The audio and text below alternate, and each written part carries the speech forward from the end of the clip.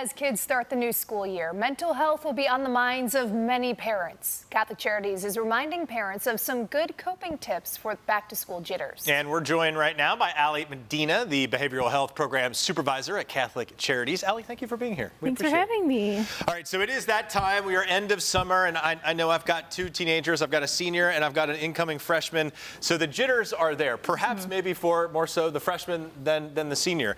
What are some things that parents should be kind of keeping an eye on with their children as we get closer to that first day? Sure. I think that parents definitely want to watch for changes in their children's behavior when you know your child best. So if they're coming home and they're seeming a little bit more down, their habits change, hygiene might change, their eating habits might change. So just keeping an eye on that, those changes are really important to just watch.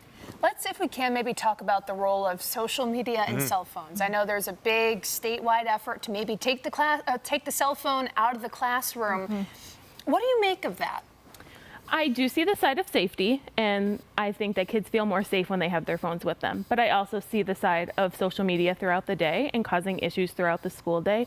So I think those things can go hand in hand, but we have to rely on our teachers to really provide that education for them and that support that they'll be safe with those teachers in the classroom. So let's say we're maybe recognizing some changes in our child's behavior. Maybe they're spending too much time on social media or what have you, and kind of see them doom scrolling or what have you. What are some good approaches for parents? Because, you know, we've all kind of been there. Maybe you're in your phone and you're looking at something or dealing with something and someone asks you and kind of breaks you away from that. And sometimes that's a difficult area or arena to start a conversation. So what about how to approach that with your children? I think just opening the conversation and having an open relationship with your children. Modeling is also really important. So if they see you on your phone all day, they probably are going to want to do that too. So break them out of that. Do a fun activity, take a walk after school, do some exercise at the dinner table, have a conversation about their day, but more in depth than just seeing what they're doing at school.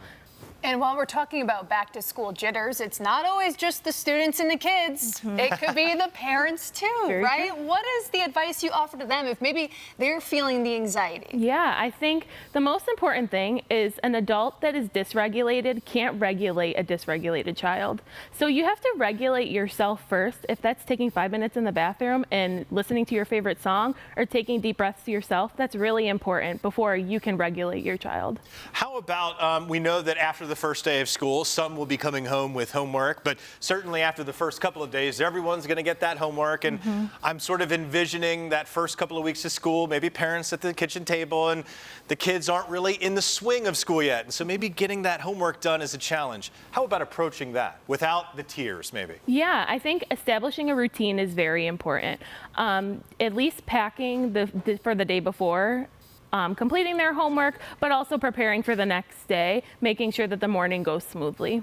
Maybe if parents are looking for just more tips or resources, what are some of the different things Catholic Charities offers? We do offer mental health therapy, and through Buffalo Public School, there are different agencies through each school. So if you're interested in mental health counseling, but transportation is an issue, or getting there at night after school is an issue, there's definitely services for that. Excellent. Very informative, Allie. Thank you. This is something that is on just about everyone's mind at this point. Not only, of course, the end of summer as we're lamenting fall and maybe the arrival of winter, but people are dealing with this stuff and a lot of anxiety. So thank you for being here. We appreciate it. Thank you for having me. Thank you.